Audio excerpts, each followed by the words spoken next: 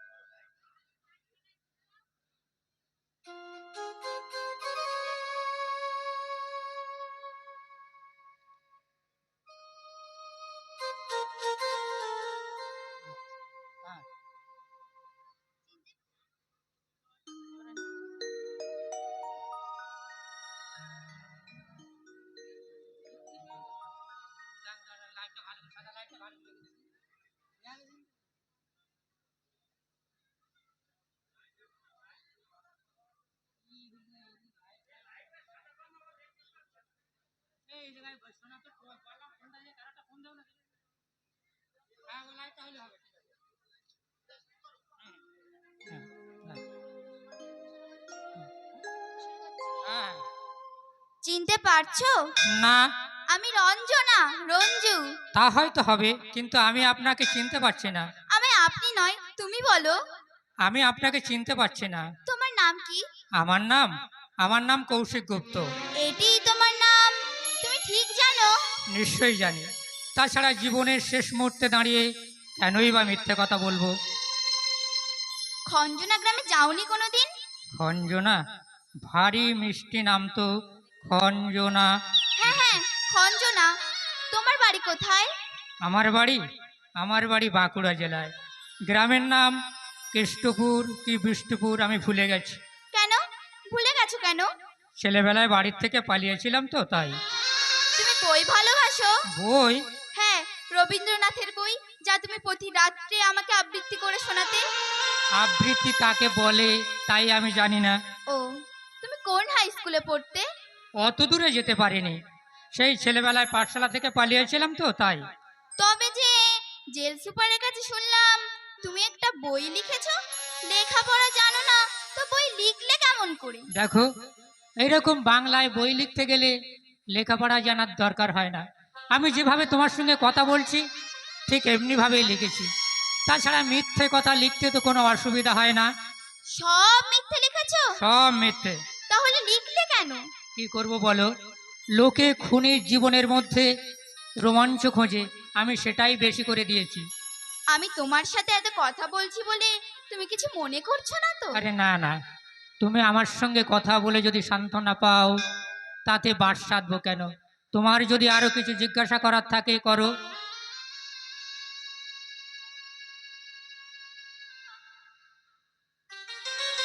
তুমি বইটই কিচ্ছু পড়োনি? না।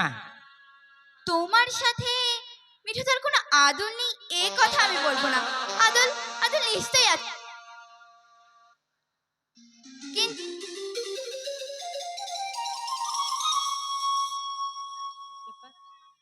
হ্যালো হ্যালো, তোমার সাথে মিঠুদার কোনো আদল নেই এ কথা আমি বলবো না। আদল আদল নিশ্চয়ই আছে, কিন্তু কিন্তু তা আমি ধরতে পারছি না। আচ্ছা, মিঠু বুঝি তোমার দাদার ডাক নাম? হ্যাঁ। আচ্ছা, রবীন্দ্রনাথের কোনো কবিতা তোমার মনে আছে? না। আমি কয়েকটা লাইন বলি, দেখো তো তোমার মনে পড়ে কিনা।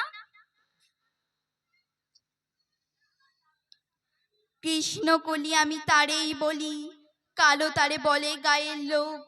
মেঘলা দিনে দেখেছিলাম মাঠে, কালো মেঘ কালো হরিণ চোখ। ঘোমটা মাথায় ছিল না তার মোটে, রক্ত বেনি মুখের পরে লোটে।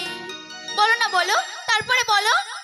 বলেছি তো আমি আবৃত্তি করতে জানি না। তাহলে তাহলে তুমি আমার মিঠুদা নাও। আমার মিঠুদা হলে এক্ষুনি বলতো।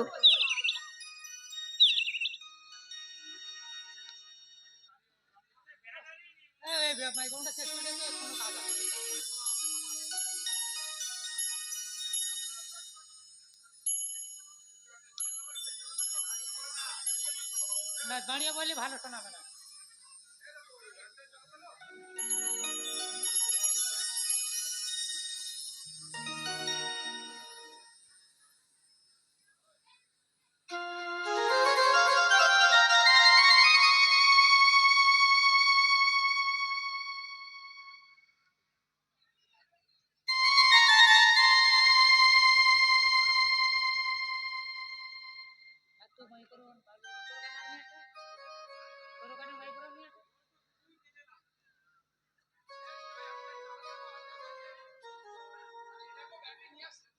চালিয়ে রাখলে হয়, কথা বলতে সব বোঝা যাচ্ছে।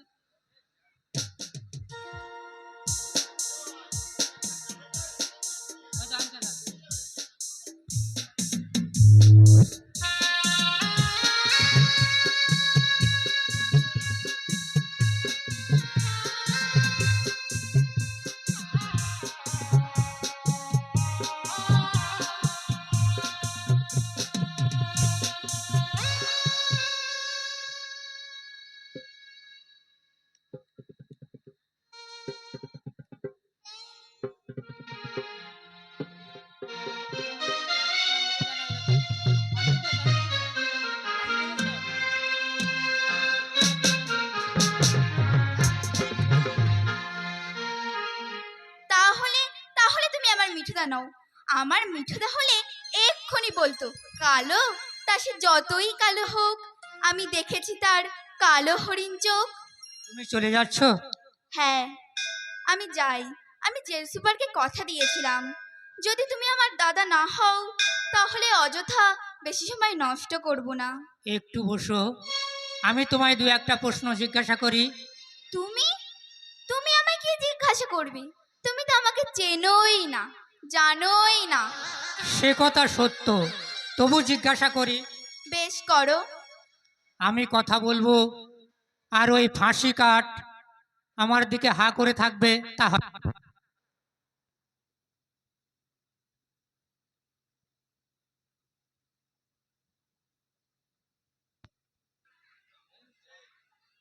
হ্যালো, আমি কথা বলবো আর ওই ফাঁসি কাঠ আমার দিকে হা করে চেয়ে থাকবে, তা হয় না। দাঁড়াও, আমি জানলাটা বন্ধ করে দিয়ে আসি। আমার খুব জানতে ইচ্ছে করছে, বুঝলে। তোমার বাবা মা নিজেরা না এসে তোমার মতো একটা ছোট্ট মেয়েকে এত দূরে পাঠিয়ে দিলেন কোন আক্কেলে? আমার বাবা নেই, হ্যাঁ, মা বিছানায় পড়ে আছে, উঠবার ক্ষমতা নেই তার।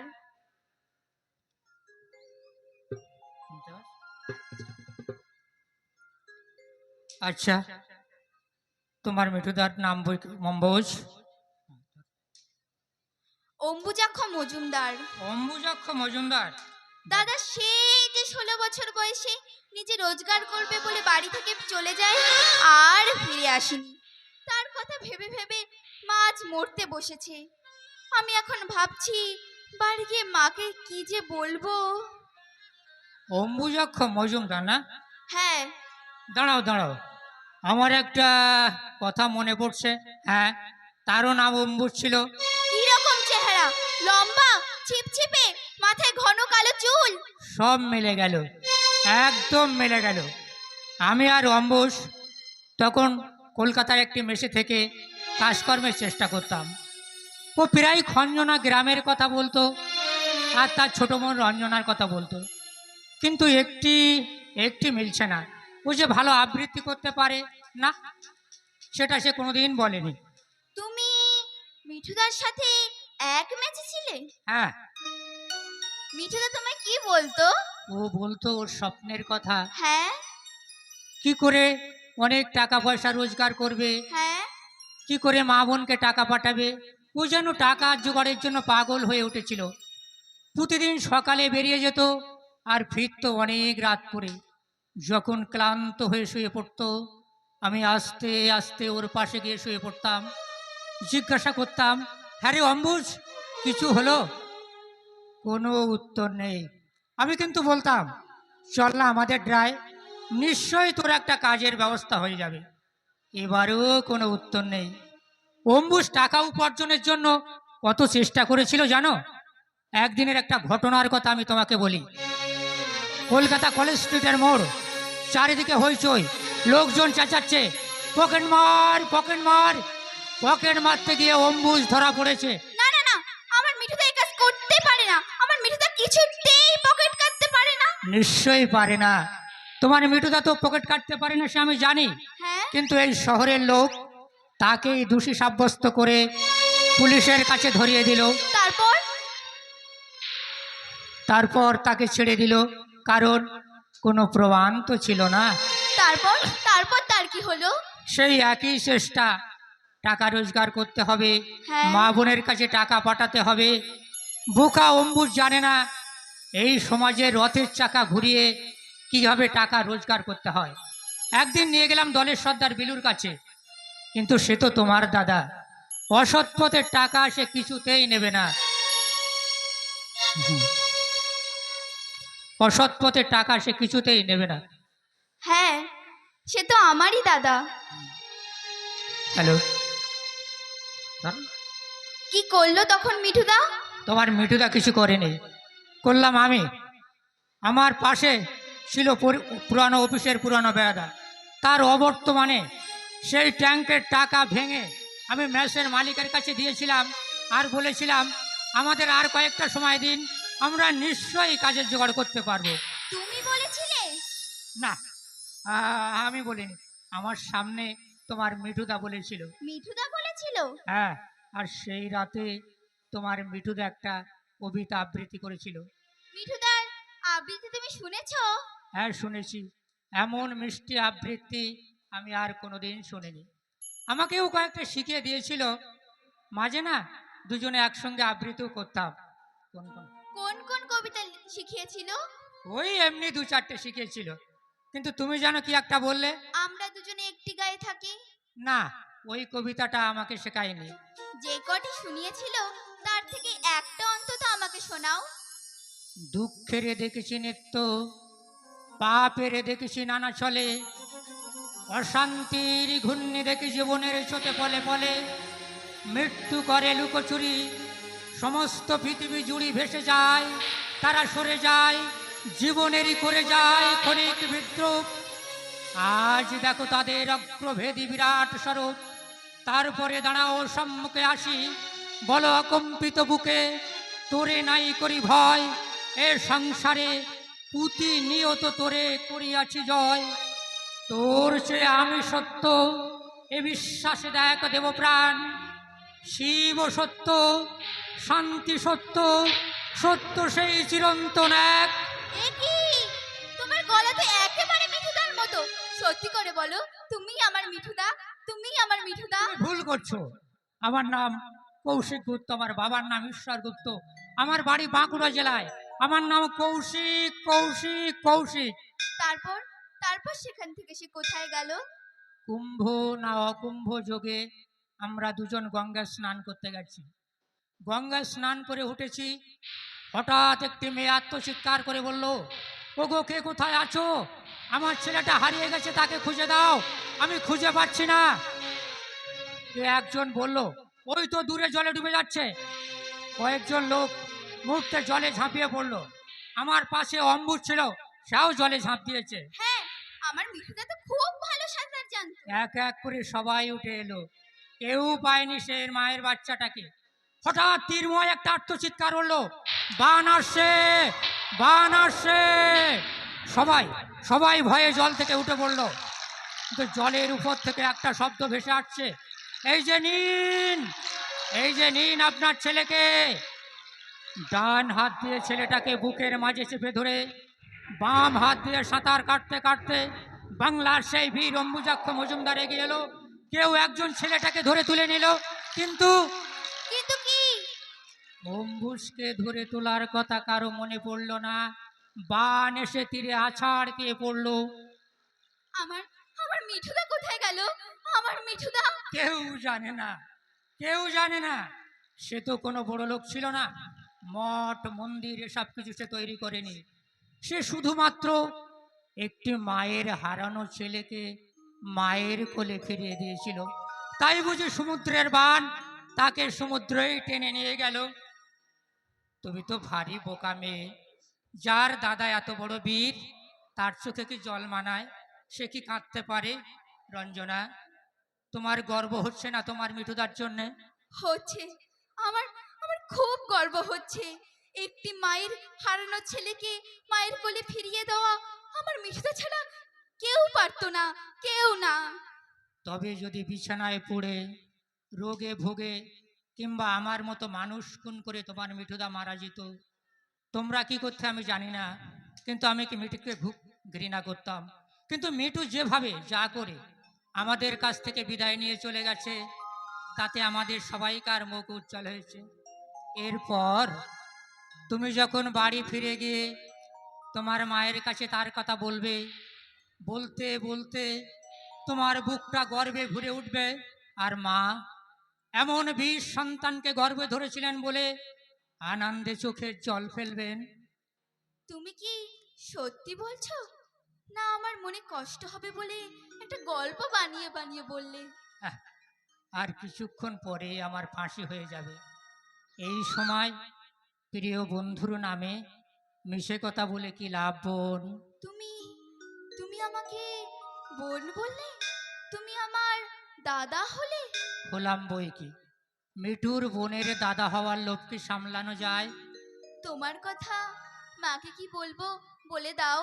মাকে বলবে তার এই অচেনা অজানা দিশেহারা সন্তানকে তিনি যেন ক্ষমা করে দেন। তোমাকে তোমাকে একটা প্রণাম করব। প্রণাম করবে? হ্যাঁ, আমার মতো খুনিকে তুমি প্রণাম করবে? বেশ, করো করো, কিন্তু আমি তোমায় কি দেব রঞ্জনা? মিঠু তার কোনো স্মৃতিচিহ্নই রেখে যেতে পারেনি, কিন্তু এই যে এখানে এই জেলখানার মধ্যে ওই হু হু করে চলে যাওয়া টাইম পাসের মধ্য দিয়ে সময়কে সাক্ষী রেখে তুমি তোমার দাদা পেলে, আমি বোন পেলাম। এই সময়টাকে বাঁচিয়ে রাখার জন্য আমি তোমায় কি দেব রঞ্জনা? এই শোনো শোনো, আমি যে একটা বই লিখেছি বললাম না, এই খামে না 2000 টাকা আছে। এই টাকাটা তুমি নাও বোন। না না, আমি টাকা নেব না। না বললে কি হয় বোন? দাদার টাকা যদি বোন না নেয়, তাহলে কে নেবে বোন? এই দিয়ে তুমি দুটি হার গড়াবে, একটি তোমার মায়ের জন্য আর একটি তোমার জন্য। তোমার মায়ের লকেটে লেখা থাকবে তোমার মায়ের ছেলে অম্বুজের নাম, আর তোমার লকেটে লেখা থাকবে তোমার দাদার নাম।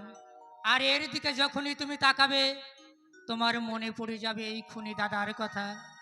আর যদি কোনো ভাই ফোটার দিনে তোমার চোখ থেকে এক ফোঁটাও জল গড়িয়ে পড়ে, সে জল আমার কপালে নিশ্চয়ই জল জল করবে বোন, নিশ্চয়ই জল জল করবে।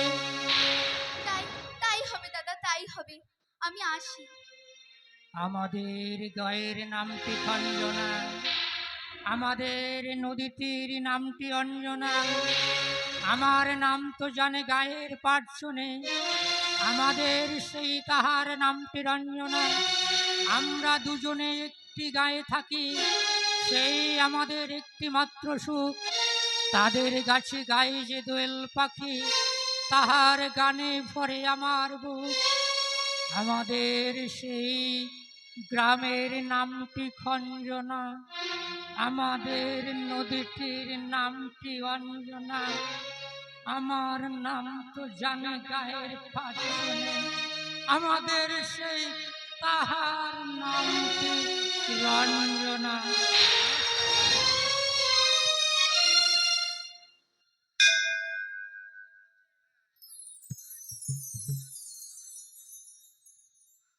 Check hello.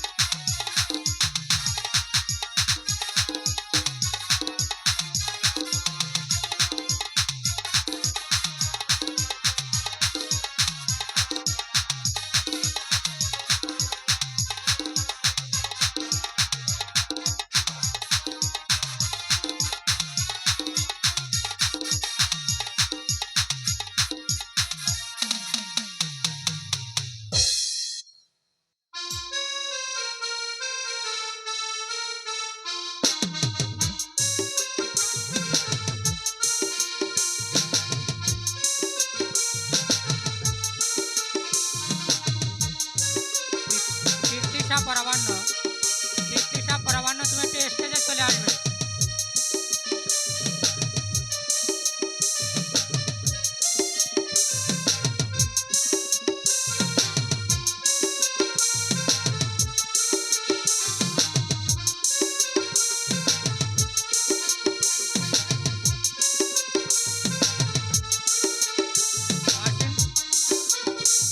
অচিন্ত রায়, তাহার নামটি রঞ্জনা, এই ভূমিকায় তৃপ্তিশা পরান্নমার এই ভূমিকায় সন্তুষ্ট হয়ে অচিন্ত রায় এই 100টি টাকা এক উপহার করেছে।